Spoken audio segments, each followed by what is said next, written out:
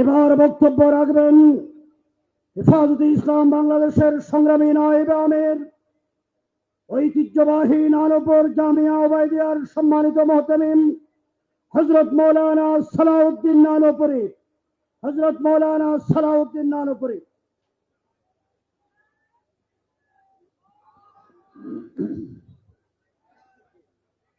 نحمده ونصلي على رسوله الكريم أما بعد أعوذ بالله من الشيطان الرجيم بسم الله الرحمن الرحيم لئن شكرتم لأزيدنكم ولئن كفرتم إن عذابي لشديد صدق الله العظيم। আমরা এই সম্মেলনের শুরু থেকে সারা বাংলাদেশের জনপ্রতিনিধি,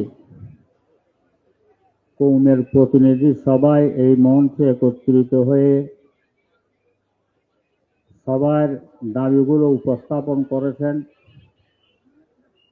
হেফাজত ইসলামের যে 4 দাবি নিয়ে আজকের এই সম্মেলন, এগুলোর বিভিন্ন দিক নিয়ে আলোচনা করেছেন।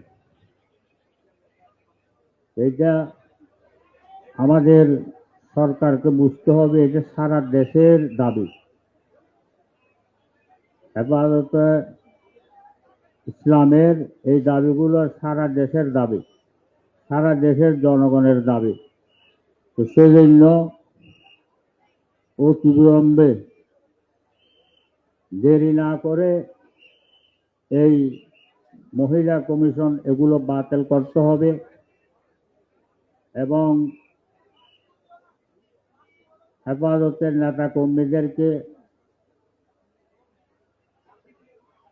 যারা জেলে আছে তাদেরকে মুক্তি দিতে হবে। প্রত্যেকজনের মামলা মোকদ্দমাকে শেষ করতে হবে এবং ভারত এবং ফিলিস্তিনের মুসলমানদের উপর যে নির্যাতন হচ্ছে এগুলোকে কূটনীতিক চাপ বাড়িয়ে এগুলোকে বন্ধ করার জন্য চেষ্টা করতে হবে।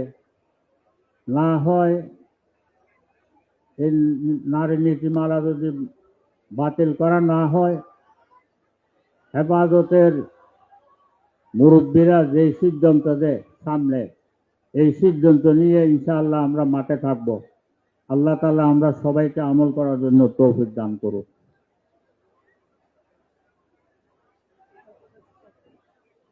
সংগ্রামী উপস্থিতি, এই পর্যায়ে গুরুত্বপূর্ণ